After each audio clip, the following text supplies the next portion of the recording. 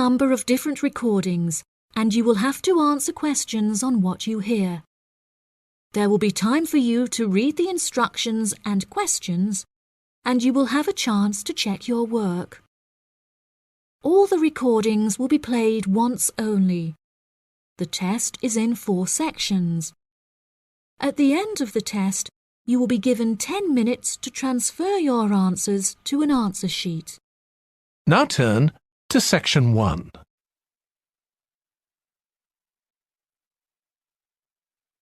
Section 1.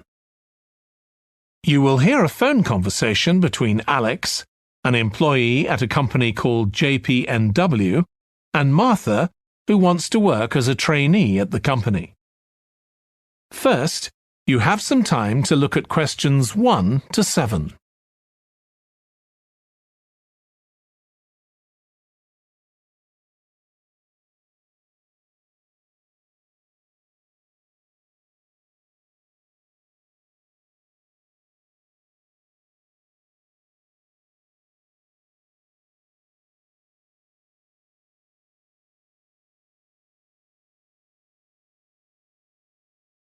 Now we shall begin. You should answer the questions as you listen, because you will not hear the recording a second time. Listen carefully and answer questions 1 to 7. Hi, Alex. It's Martha Clines here. James White gave me your number. I hope you don't mind me calling you. Of course not. How are you, Martha? Good, thanks. I'm ringing because I need a bit of advice. Oh yeah, what about? The training you did at JPNW a few years ago, I'm applying for the same thing. Oh right, yes, I did mine in 2014. Best thing I ever did, I'm still working there. Really? What are you doing? Well, now I work in the customer services department, but I did my initial training in finance. I stayed there for the first 2 years and then moved to where I am now. That's the same department I'm applying for. Did you enjoy it? I was pretty nervous to begin with. I didn't do well in my exams at school, and I was really worried because I failed maths. But it didn't actually matter because I did lots of courses on the job. Did you get a diploma at the end of your trainee period? I'm hoping to do the one in business skills. Yes, that sounds good. I took the one on IT skills, but I wish I'd done that one instead. OK, that's good to know. What about the other trainees? How did you get on with them? There were about 20 of us who started at the same time, and we were all around the same age. I was 18, and there was only one person younger than me who was 17. The rest were between 18 and 20. I made some good friends. I've heard lots of good things about the training at JPNW. It seems like there are a lot of opportunities there. Yeah, definitely.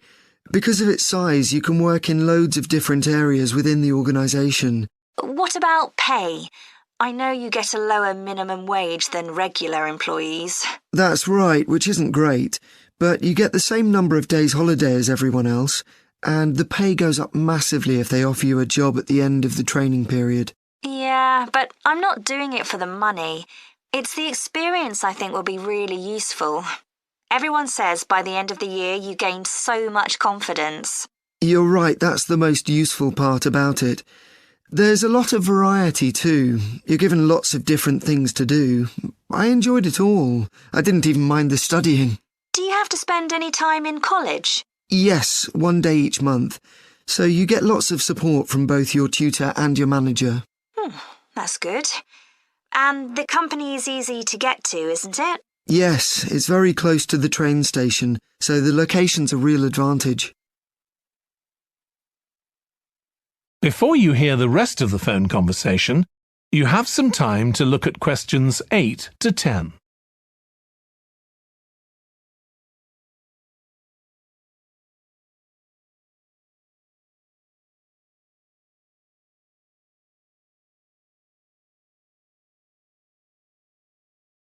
Now listen and answer questions 8 to 10. Have you got a date for your interview yet? Yes, it's on the 23rd of this month. So long as you're well prepared, there's nothing to worry about. Everyone's very friendly. I am not sure what I should wear. What do you think? Nothing too casual, like jeans, for example. If you've got a nice jacket, wear that with a skirt or trousers. OK, thanks. Any other tips? Well, I know it's really obvious, but arrive in plenty of time. They hate people who are late. So make sure you know exactly where you have to get to. And one other useful piece of advice my manager told me before I had the interview for this job is to smile, even if you feel terrified. It makes people respond better to you. I'll have to practice doing that in the mirror. Yeah, well, good luck. Let me know if you need any more information. Thanks very much. That is the end of section 1. You now have half a minute to check your answers.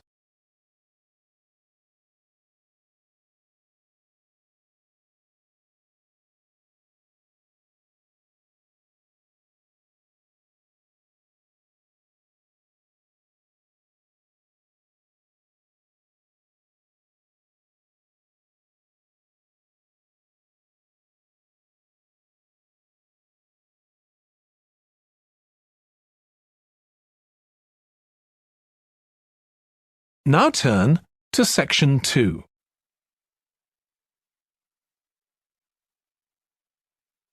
Section 2.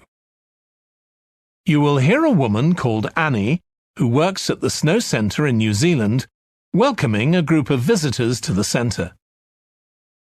First, you have some time to look at questions 11 to 16.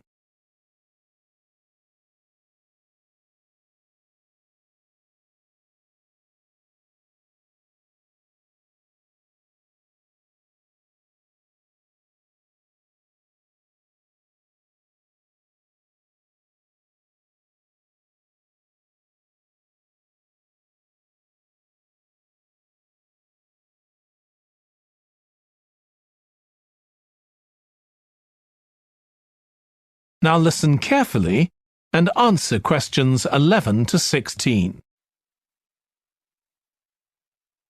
Hi everyone, welcome to the Snow Centre. My name's Annie. I hope you enjoyed the bus trip from the airport. We've certainly got plenty of snow today. Well, you've come to New Zealand's premier snow and ski centre, and we've a whole load of activities for you during your week here. Most visitors come here for the cross-country skiing, where you're on fairly flat ground for most of the time, rather than going down steep mountainsides.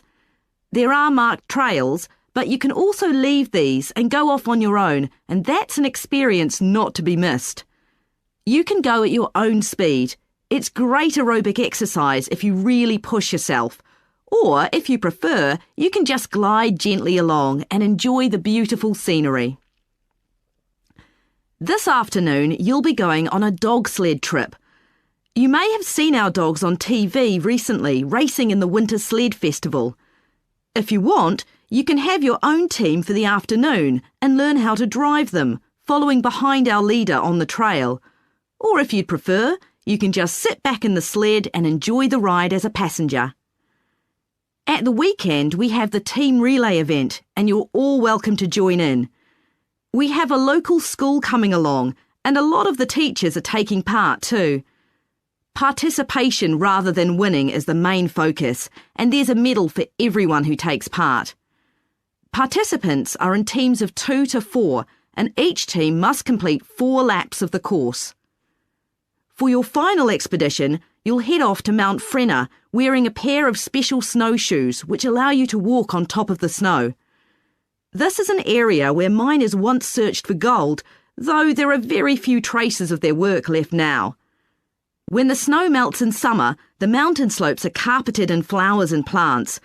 It's a long ascent, though not too steep, and walkers generally take a couple of days to get to the summit and return.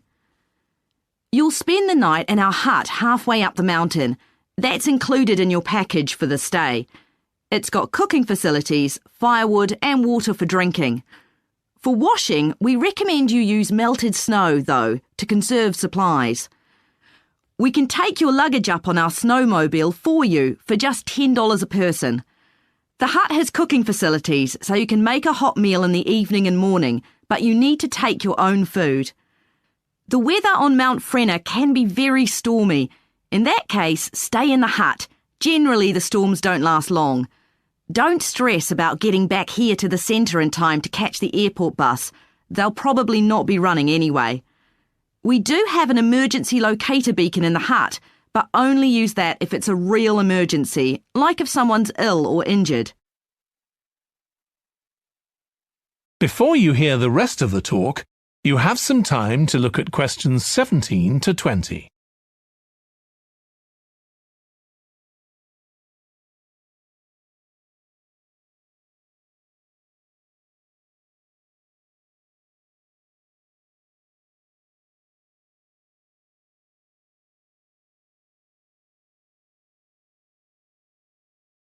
Now listen and answer questions 17 to 20. Now, let me tell you something about the different ski trails you can follow during your stay here. Highland Trail's directly accessible from where we are now. This trail's been designed to give first-timers an experience they'll enjoy regardless of their age or skill, but it's also ideal for experts to practice their technique. Then there's Pine Trail. If you're nervous about skiing, leave this one to the experts. You follow a steep valley looking right down on the river below. Scary! But if you've fully mastered the techniques needed for hills, it's great fun. Stony Trail's a good choice once you've got a general idea of the basics. There are 1 or 2 tricky sections, but nothing too challenging. There's a shelter halfway where you can sit and take a break and enjoy the afternoon sunshine. And finally, Losers Trail. This starts off following a gentle river valley, but the last part is quite exposed, so the snow conditions can be challenging. If it's snowing or windy, check with us before you set out to make sure the trail's open that day. Right, so now if you'd like to follow me, we'll get started. That is the end of section 2. You now have half a minute to check your answers.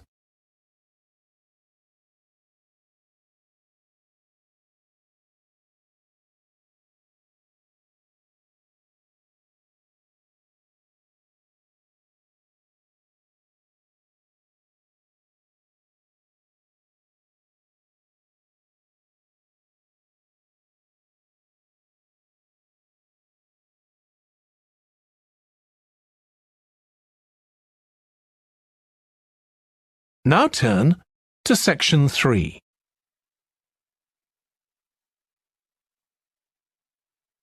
Section 3. You will hear 2 students called Jack and Alice discussing food labels that give information on the nutritional value of foods. First, you have some time to look at questions 21 to 26.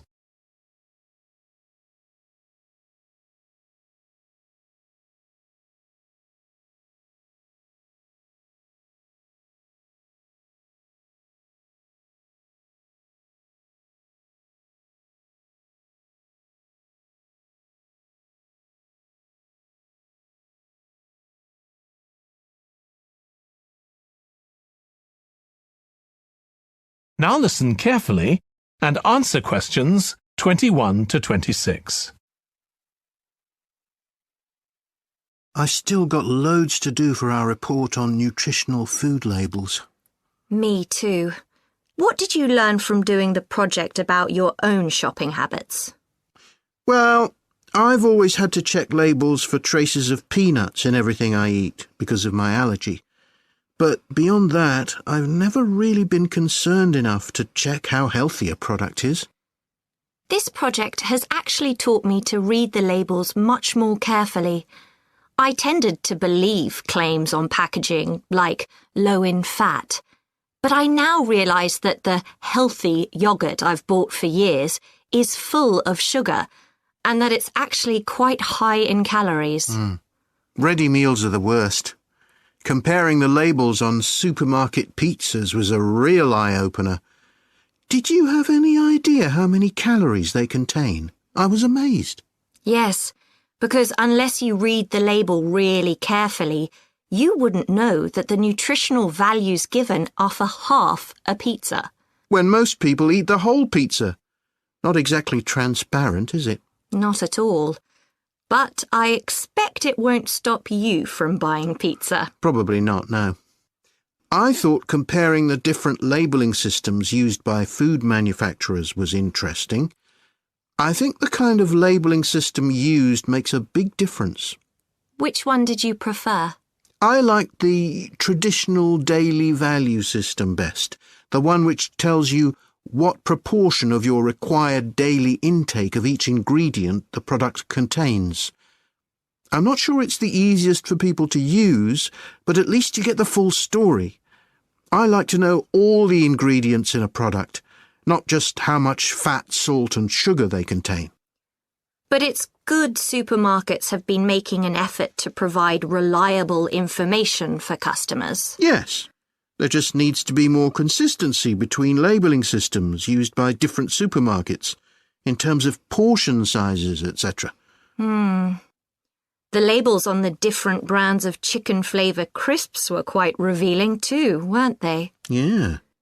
I don't understand how they can get away with calling them chicken flavour when they only contain artificial additives. I know. I'd at least have expected them to contain a small percentage of real chicken. Absolutely. I think having nutritional food labelling has been a good idea, don't you? I think it will change people's behaviour and stop mothers, in particular, buying the wrong things. But didn't that study kind of prove the opposite? People didn't necessarily stop buying unhealthy products. They only said that might be the case. Those findings weren't that conclusive, and it was quite a small-scale study.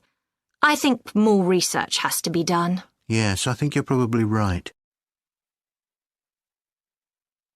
Before you hear the rest of the discussion, you have some time to look at questions 27 to 30.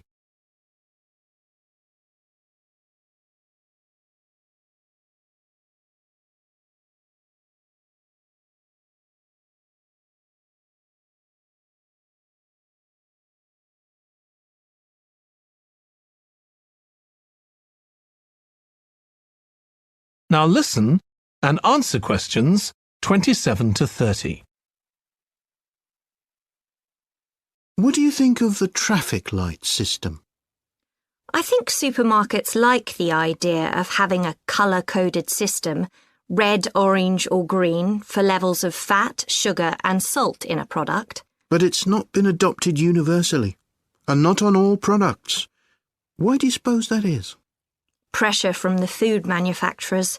Hardly surprising that some of them are opposed to flagging up how unhealthy their products are. I'd have thought it would have been compulsory. It seems ridiculous it isn't. I know. And what I couldn't get over is the fact that it was brought in without enough consultation. A lot of experts had deep reservations about it. That is a bit weird. I suppose there's an argument for doing the research now when consumers are familiar with this system. Yeah, maybe. The participants in the survey were quite positive about the traffic light system. But I don't think they targeted the right people. They should have focused on people with low literacy levels, because these labels are designed to be accessible to them. Yeah. But it's good to get feedback from all socio-economic groups, and there wasn't much variation in their responses. No. But if they hadn't interviewed participants face-to-face, they could have used a much bigger sample size. I wonder why they chose that method. Dunno. How were they selected? Did they volunteer or were they approached? I think they volunteered. The thing that wasn't stated was how often they bought packaged food. All we know is how frequently they use the supermarket.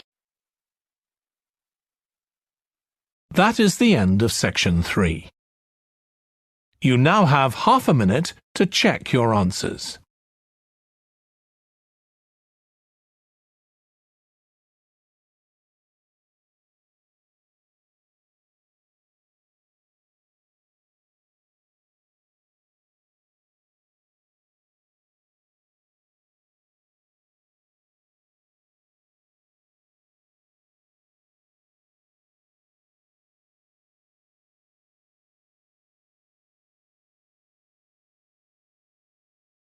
Now turn to Section 4.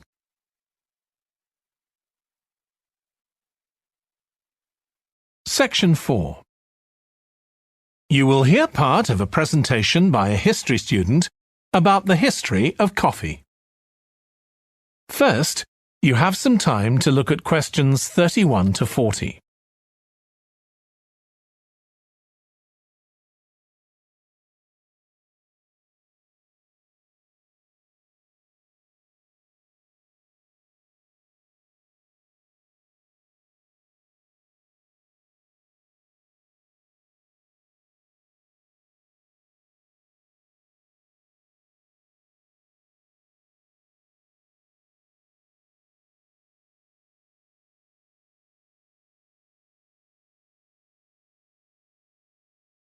Now listen carefully and answer questions 31 to 40. In my presentation, I'm going to talk about coffee and its importance both in economic and social terms. We think it was first drunk in the Arab world, but there's hardly any documentary evidence of it before the 1500s, although of course that doesn't mean that people didn't know about it before then. However, there is evidence that coffee was originally gathered from bushes growing wild in Ethiopia, in the northeast of Africa. In the early 16th century, it was being bought by traders, and gradually its use as a drink spread throughout the Middle East. It's also known that in 1522, in the Turkish city of Constantinople, which was the centre of the Ottoman Empire, the court physician approved its use as a medicine. By the mid-1500s, coffee bushes were being cultivated in the Yemen, and for the next 100 years, this region produced most of the coffee drunk in Africa and the Arab world. What's particularly interesting about coffee is its effect on social life. It was rarely drunk at home, but instead, people went to coffee houses to drink it. These people, usually men, would meet to drink coffee and chat about issues of the day. But at the time, this chance to share ideas and opinions was seen as something that was potentially dangerous. And in 1623, the ruler of Constantinople demanded the destruction of all the coffee houses in the city, although after his death, many new ones opened, and coffee consumption continued. In the 17th century, coffee drinking spread to Europe, and here too, coffee shops became places where ordinary people, nearly always men, could meet to exchange ideas. Because of this, some people said that these places performed a similar function to universities. The opportunity they provided for people to meet together outside their own homes, and to discuss the topics of the day, had an enormous impact on social life, and many social movements and political developments had their origins in coffeehouse discussions.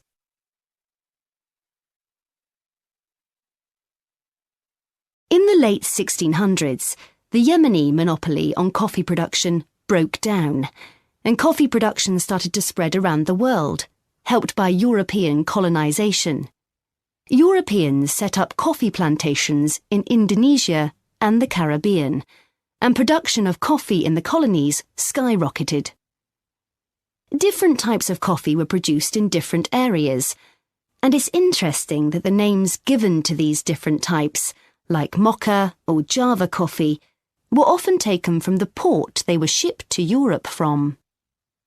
But if you look at the labour system in the different colonies, there were some significant differences. In Brazil and the various Caribbean colonies, coffee was grown in huge plantations, and the workers there were almost all slaves. But this wasn't the same in all colonies. For example, in Java, which had been colonised by the Dutch, the peasants grew coffee and passed a proportion of this on to the Dutch, so it was used as a means of taxation. But whatever system was used, under the European powers of the 18th century, coffee production was very closely linked to colonisation. Coffee was grown in ever-increasing quantities to satisfy the growing demand from Europe, and it became nearly as important as sugar production, which was grown under very similar conditions. However, coffee prices were not yet low enough for people to drink it regularly at home, so most coffee consumption still took place in public coffee houses, and it still remained something of a luxury item. In Britain, however, a new drink was introduced from China and started to become popular, gradually taking over from coffee, although at first it was so expensive that only the upper classes could afford it.